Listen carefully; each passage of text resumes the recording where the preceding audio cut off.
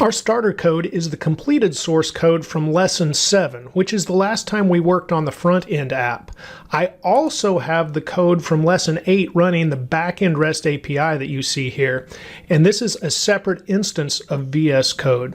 So we can try out the login code when it's complete. I'm going to minimize this now, and we're back at the front-end code. The only change I'm going to make in the package JSON to start is to change this Lesson 07 to Lesson 09-front end. Now let's look at the user stories. We have completed number 2 and number 4 in previous lessons, and we also completed number 10 through 13. So let's check those off. I'll put an X in each one of those, and then we'll look at what we might complete today. However, many of the goals that we still have are waiting for the roles and permissions to be applied to the front-end app after we have the authorization from the server.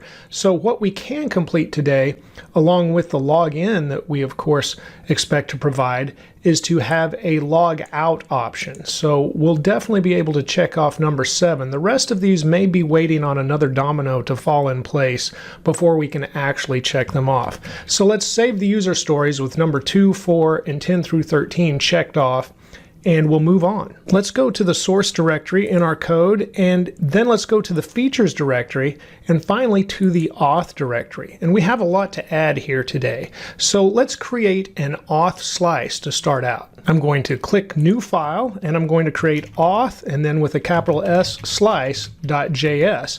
Notice this is not an API slice, but more of a traditional slice like we would have just with Redux. Now I'm going to import create slice from Redux.js toolkit, and after that we'll create our auth slice. So I'll say const auth slice, set this equal to create slice, and there should be an object inside the parentheses. And now I'll put in the first 2 properties of the object, so we'll name the slice auth, and then our initial state will have an object that has a token property and will be set to null because we'll be expecting to receive the token back from our API.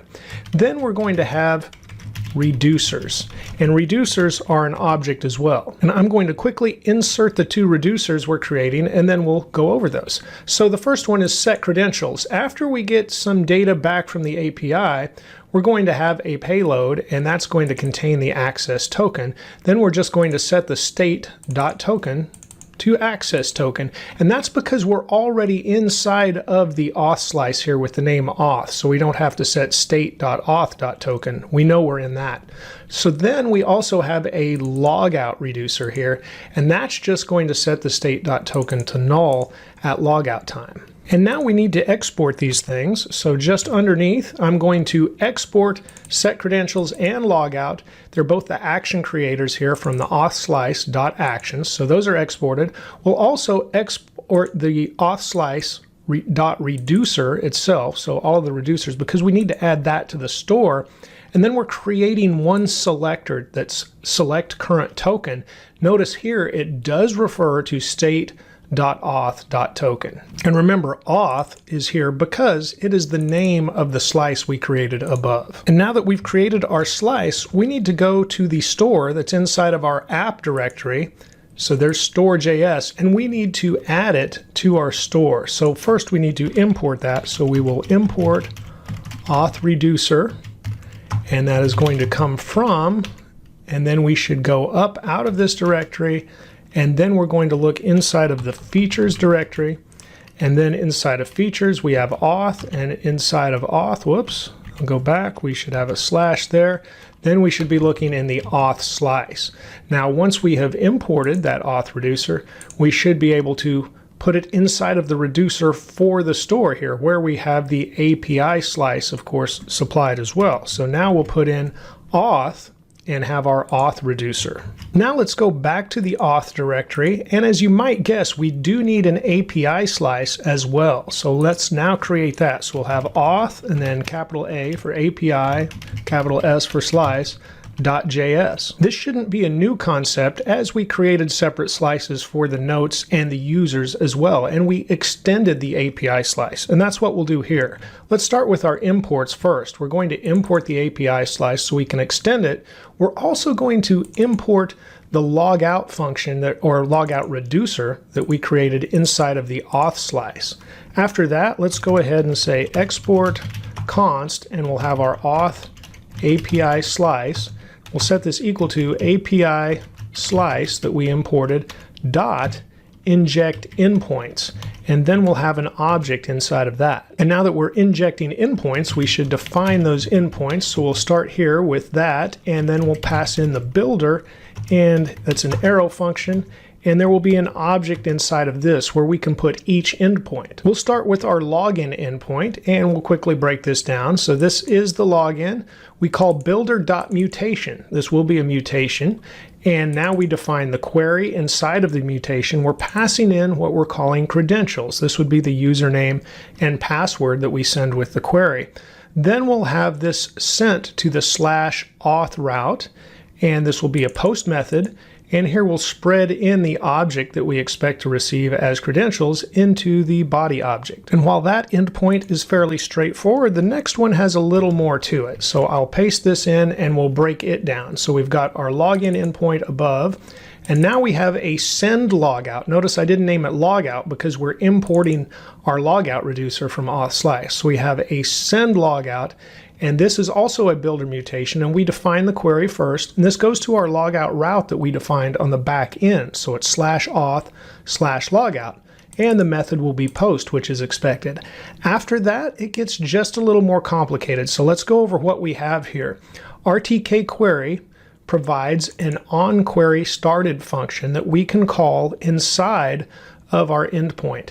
Now what this does, and it's async, it accepts an argument that we're not really defining, but it needs it here as the first parameter. But then it also provides things like dispatch and query fulfilled. So we can verify our query has been fulfilled, and because we're putting async here, we can await that. So I'm putting a try catch inside of our onQuery started function, and we're awaiting the query fulfilled. Now notice I have this commented out because you could set const data equals query fulfilled. It returns a data property, and then you could log that data, and you'll get the message from the REST API that we created that says cookie cleared, and that's what you should get as a response. So if you want to get that, go ahead and set the const data and destructure it from query fulfilled. I just wanted to put that in there as an option, and then of course you can view it with a console log. After that, we're going to dispatch our logout reducer that we imported from the auth slice.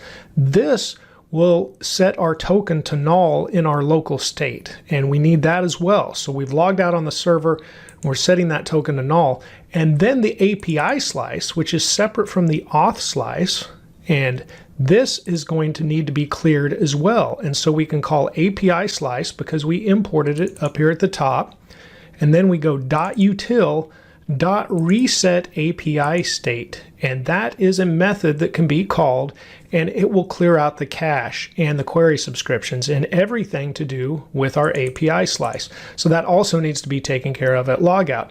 Now this, doing all of this inside of onQuery started, keeps us from needing to import the dispatch, or I should say use dispatch into a component and then dispatching each one of these in every component. So we can put it here, and then we can just call this logout endpoint the mutation that we would import into the component, and it will take care of everything. So this is a more efficient way of doing that. If there is an error, we're just going to log it to the console. There really shouldn't be when you log out, but if there is a logout error, this is what we'll do here. And now I'm going to scroll for some more room, and we'll add our third and final endpoint, and it is just the refresh endpoint. It is also a mutation, and we're just defining the query, which goes to auth refresh, and it's a get method because essentially we're just sending a get request that includes the cookie when we send it, and it will hit that refresh endpoint so we could get a new access token when needed. Now, just like with our other slices, what we need to do is export all of the mutations that we have now created. So you can see we have export const, and we're exporting use login mutation, use send logout mutation, and use refresh mutation. And with that complete, we are ready to work on the login component that will use some of these things. And you can see we've already started the login. We just put in a placeholder functional component. Let's start at the top by putting in some basic imports, and we'll break these down. So we've got use ref, use state, and use effect from React. We also have use navigate and link from React Router DOM. But that's not all we need. We also need some things from Redux and RTK query. So we've got use dispatch from React Redux, set credentials from the auth slice we created, and then the use login mutation in our auth API slice. Now let's start at the top of the component, and we'll bring in some of these basic hooks that we've imported from React. So we're creating a user ref that we will use to set the focus on the user input, an error ref that we'll use to set the focus if there is an error, and then we've also got state for the username, the password, and a possible error message. After the state, I'm going to scroll up just a little bit, and we'll go ahead and use our use navigate hook to bring in the navigate function, use the use dispatch hook to bring in the dispatch function, and then we've got our use login mutation hook, and we'll bring in a login function that we can call when we need it. It's also going to have an isLoading state that we're going to use. Mutations do provide other states, but we will not need it in this component. Now let's go ahead and define an error class, and then also check that isLoading state. So we're defining an error class first, and if we have an error message in our state for error message, then we're going to apply the class error message. This is a ternary statement. Otherwise, we're going to apply the class off screen. So we'll see where this is used as we create our form. Also, we have this isLoading state that we are checking from when the mutation is called. So this is where it's actually right here. I scrolled up too far. This is where we're using the mutation. When we call login, it will have an isLoading state. And if it is loading, we'll just return this simple loading paragraph. You could use a loading spinner if you have one that you like to use. And now let's define our content. So I'll say const content, and it will be on more than one line. So I'm going to provide parentheses as well. And then here, instead of this placeholder h1 login, I'm just going to return the content as well. Now we'll put our content inside of these parentheses. I'm going to scroll up just so we have some more room, and I'll paste in the first part, and of course notice it gives us a closing main, and we're starting out a section here with a class name of public. Remember, these class names align with my CSS. If you've provided your own, you could do something different. Here we have a header that says employee login. Now remember, this is not inside of our protected routes where we have a dash with the dash header and the dash footer. This is a separate public page, much like the first page that provides some information about Dan D's business. So right here, we're just going to have to provide our own header and footer for the content of this page. Let's go ahead and close everything out after that closing main tag. So we're going to have a footer as well that's just going to link back to the first page of the website that is also a public page, and then we close out the section. Now inside of the main element is where we're going to put our form. So I'll start the form here but not add everything yet. We could add the closing form tag just so it lines up and doesn't show that error for us. But inside of this, let me go ahead and save, and it should indent. There we are. We'll start out with a label, and this label is for the username. And notice it has an HTML4 that should align with the ID attribute of the input for username. Also notice the class name for form is form, which lines up with more CSS in my CSS. And then it has an onSubmit handler called handleSubmit that we have yet to define. So we'll come back to that. Other than that, you can look at the different attributes for this text type input.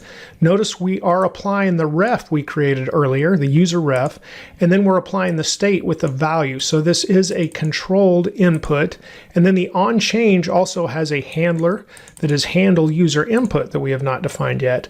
We want autocomplete to off because we don't want to show any other possible usernames that have been entered, and we do want to make this required. Now let's provide a blank line underneath, and we'll put in the information for the password as well. Very similar to the username input, you can see the HTML4 is password that lines up with the ID password.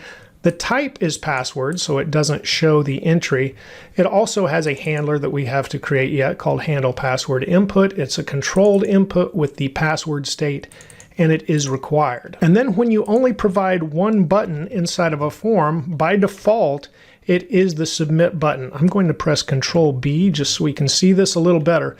But we're providing a button with class name here, and that matches up with my CSS once again, but we don't have to say that this is a type submit. By default, it already is. And then we're just putting sign in on the button itself. Now let's go back and provide those handlers and a couple of other things that we did not provide at the top of the component. One of the things we did not provide was how to handle the refs that we've put on both the username and password inputs. So I'm going to put in the use effects that handle those, or at least handles the first one for user ref. And what we've got here is userref.current.focus, and this is an empty dependency array in use effects. So it only happens when the component loads, and it puts the focus directly in that username field. The second use effect is to clear out the error message state when the username or password state changes. So our user may have already read the error that has appeared, and then when they once again type in the username or password field, it will clear out the error that is being displayed because they've already processed the error. There's no longer a reason to display that error. And speaking of displaying errors, I believe that's the one thing I currently left out of our main area. So let's put that error in right above the form, and here we'll be able to see how it is applied. So we have the error ref on the paragraph, which we will use in just a moment. We also have that class name, error class, that we defined above. And then there is an ARIA live attribute, and it says assertive. That means when this gets focus, it will read like a screen reader would read the error message that appears, and that's also important to do. Now let's create those handlers for the username and for the password fields and for the form itself. I'm going to start underneath the use effects we've applied, and then I'll put in the first two handlers. We've got one for handle password input and one for handle user input, and you can see they're very simple. They receive the event itself, and then they set username to event.target.value or set password to event.target.value. The handle submit for the form is just a little more complex, so let's start building that. And I'll put the closing curly brace there.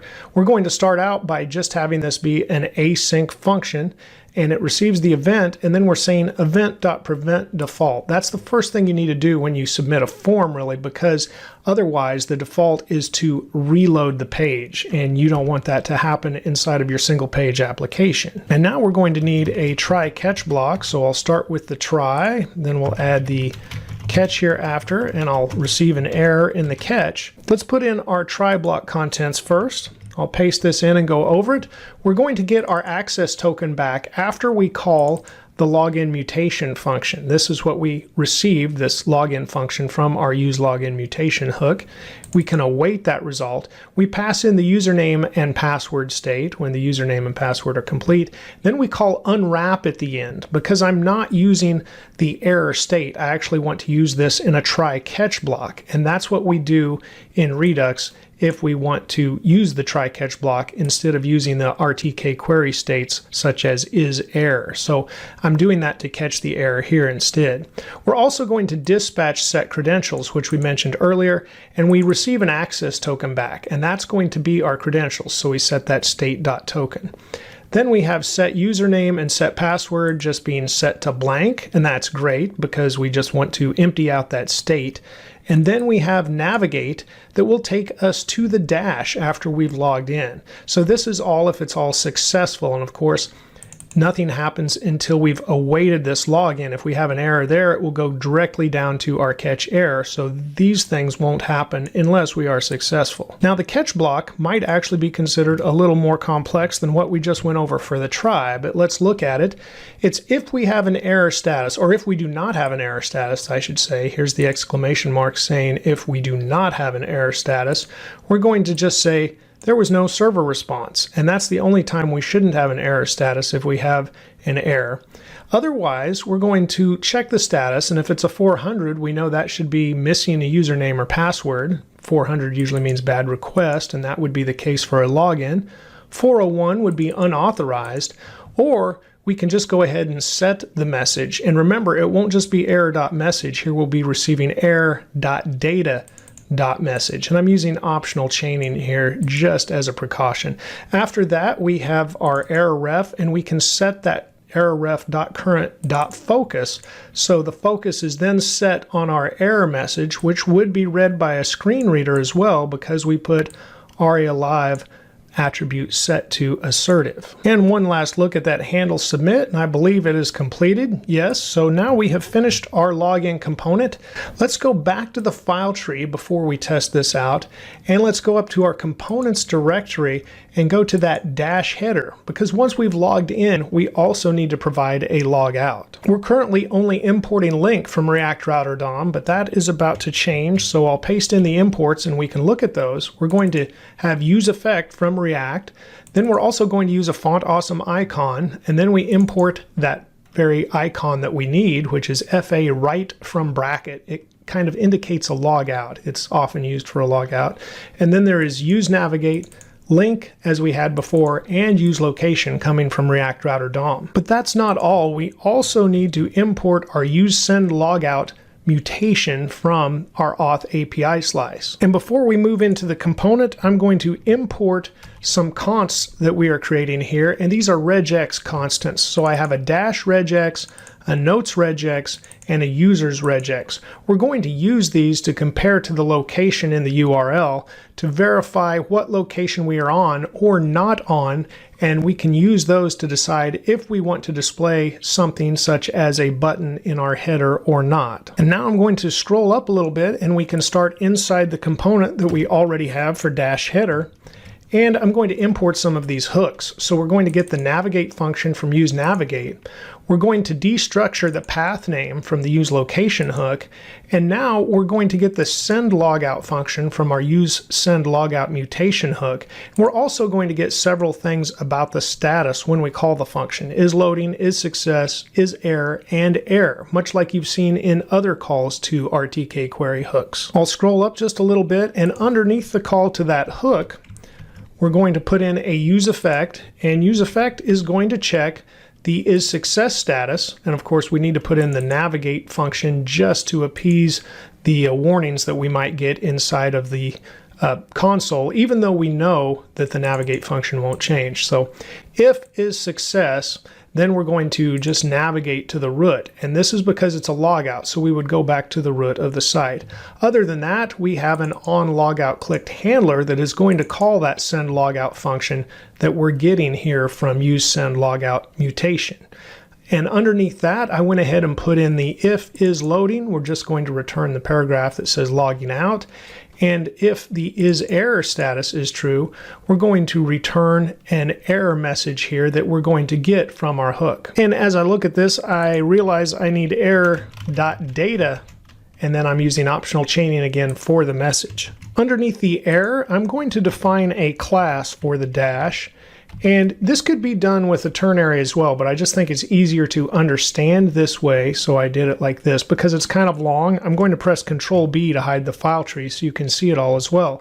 I'm defining this dash class with let here and just setting it to null, but then we're also checking to see if the tests here for the different regexes, we're essentially making sure that we're not on the dash path itself, the root, and we're not on the notes list or the users list. We do not want to be on any of those pages, and if we're not, we will set this dash class to a dash header 2 underscores container dash dash small. I'm using a BEM naming convention here if you're wondering why my class name is so long for this class that I have inside of the CSS. But anyway, quickly defining that class, and you could do it with the ternary if you want to, but this is how I'm doing it just because it's long. It's a little easier to understand this way, I think. Now let's go ahead and put in our log out button that we will see in the header. We're going to define it first. So it is a button, has a class name of icon-button. The title is logout,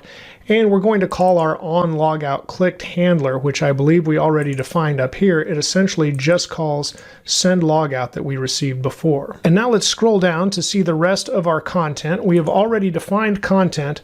What we haven't done is put that dash class that we created inside of our dash. So let's go ahead and add that. It's going to be on this div that we have that has a class name of dash, dash header, 2 underscores, and container, but it's a modifier. The first thing we need to do is go ahead and put all of this inside of curly braces here. And so we'll do that first, and then we'll turn this into a template literal. So I'll select the first double quote and press Control D to select the second one and press backtick instead. So now it is a template literal, and now we can insert a variable. And so now I have $ curly brace. I'm going to insert my dash class variable. And this way we can add this extra dash class if it does exist. And otherwise, I'm just going to put the logout button below, and here, instead of saying add nav buttons later, I'm just going to say we're going to add more buttons later, because we absolutely will add buttons to our header depending on the path name in the near future once we have the different permissions worked out. With our logout now added to the header, let's go ahead and press Control backtick and start up our React app. Now, you should have already started your backend as well, as I showed mine was running from the beginning of this tutorial. That is the code we completed in lesson 8, which was the backend. Here we're in lesson 9, and we're starting the front end, and we can check our changes. So let's see what we get once the React app starts up. We have successfully started. Let's go to the login, and here is the login page. I'm going to log in with Dan D, and the password I put for him. He is our main stakeholder, the owner of the business, and he should have an admin role. This is worth noting as well. If you did not already create those test users or a user for Dan D before you added the verify JWT middleware in the last lesson, then it won't let you create those new users. So you need to create one with Postman before you've added that verify JWT middleware. And hopefully you've done that in the past, as I displayed that I had. Just noting that. Okay, I can log in now with Dan D, and I'm here on the home page. Notice we have this log out button in the top right of our header, and we have the different pages we can go to. Now, we do not have a JWT being provided when we make a request. We should have received one, and we can check that in our Redux state component. But let's look at what happens if we try to view the tech notes. We're not sending that access token back to the server, so it says we're unauthorized. The same if we try to view the user settings right now. If we go to add new user, we shouldn't have a problem getting to this page because it does not require any new data or any, I should say, any existing data from the API. We're not making a request to go to this page, so we can get there. If we go back to home, we're going to have a problem when we try to add a new tech note. So we do that and we've got nothing. And if I expand this over to full screen, we should be able to open up the console, and we see some errors here as well. So we need to fix this, not because it will be much of an issue in the future, but I don't like to leave this hanging as it is. So let's go back and we'll refresh here on the dash, and we should get our dash page back. But what we need to fix is in the new note. I'm going to drag this over, and we'll drag Visual Studio Code back, and we can see what's going on here. I'll close out the terminal. We can leave it running.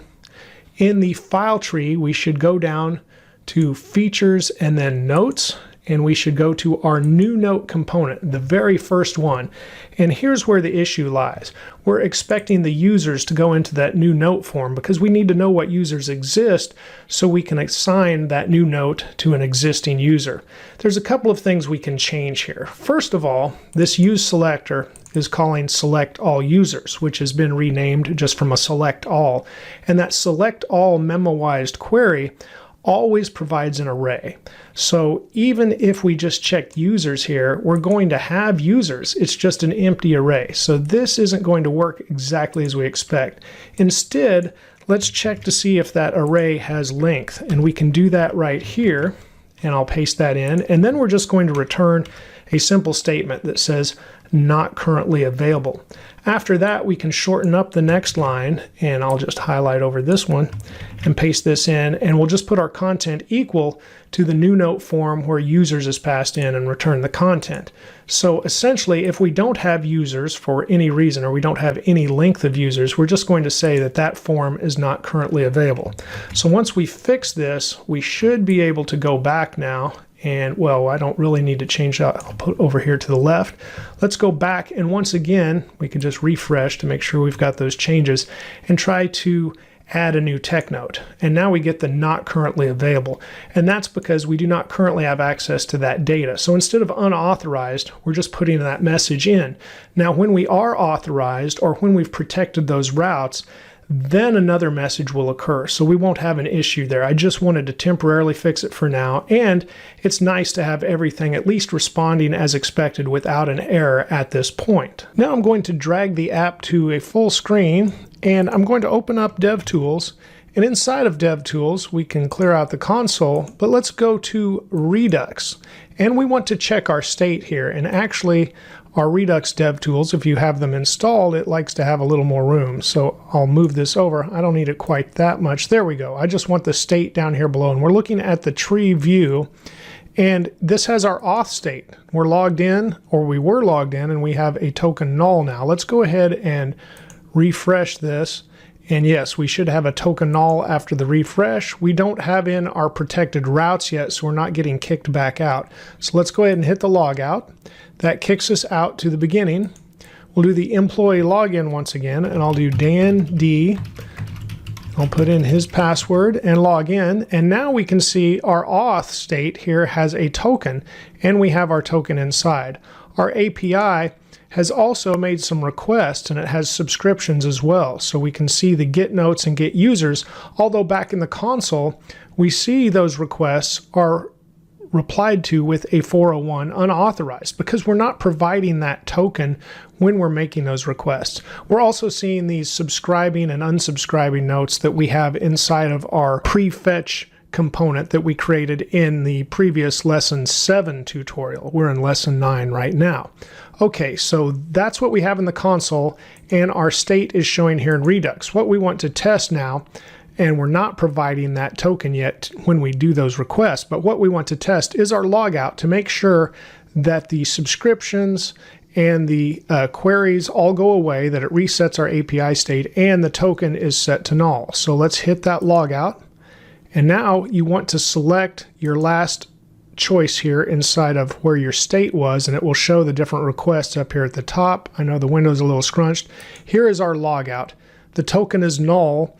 We currently still have the subscriptions, but then when we go to REST API state, or reset API state, I should say, the subscriptions are cleared out, the queries are cleared out, and everything is as expected. And we can scroll on down to get to the very end, and we can see the same thing. The token is null. This is the current state we're in, and our API has been cleared out. So our logout is working as expected. And as I had mentioned before, when we log in, we're currently not able to see those lists that we had. So let's log back in. Here's the console. We can clear this out and see what happens in the console as we log in now. So put Dandy in. And once we get logged in, we see the subscribing, unsubscribing when the component unmounts, and that's the strict mode from React 18, and then subscribing once again. So that's all in our prefetch component. And then we have a couple of 401s when we request the notes and the users. That's unauthorized, so our prefetch didn't really work. They were both unauthorized requests. And now, of course, when we go to view the tech notes, we are still unauthorized, and you can see that request here. So we can go back.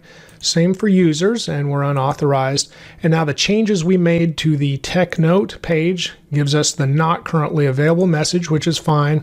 We can go to the add new user form, although if we tried to add a new user, we would once again be unauthorized. Now, in the very next tutorial coming up, we're going to learn how to provide that token with the request. And of course, if that access token is expired, we're also going to learn how to automatically supply the refresh token and make that request to get a new access token. We're going to do that all with Redux and RTK query in the very next lesson.